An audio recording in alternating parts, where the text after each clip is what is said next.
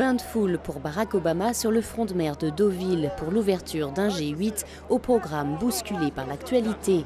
L'Internet devait être au cœur des débats, mais les printemps arabes et la catastrophe de Fukushima ont changé la donne. 2 mois et demi après l'accident nucléaire au Japon, les dirigeants du G8 ont planché jeudi sur l'avenir de l'énergie nucléaire. La question oppose notamment l'Allemagne, favorable à une sortie totale du nucléaire, et la France, présidente du G8, qui veut profiter de Deauville pour établir plutôt une norme internationale de sûreté.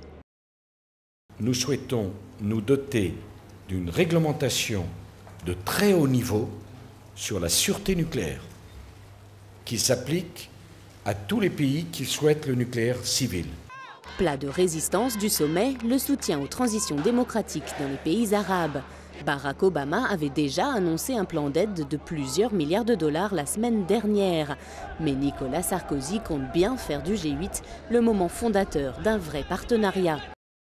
Un projet de déclaration prévoirait d'appeler le régime syrien à cesser l'usage de la force et à engager les réformes nécessaires. Sur la Libye, le message de Nicolas Sarkozy est on ne peut plus clair. Quand nous disons que M. Kadhafi doit partir, c'est qu'il doit quitter le pouvoir. Et le plus tôt il le fera, et plus le choix sera grand pour lui. Reste à venir le débat sur les progrès de la démocratie en Afrique et d'autres discussions plus informelles, notamment sur la succession de Dominique Strauss-Kahn au FMI.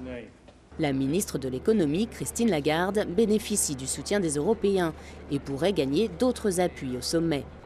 En marge des débats officiels, les conjointes des dirigeants du G8 travaillent elles aussi.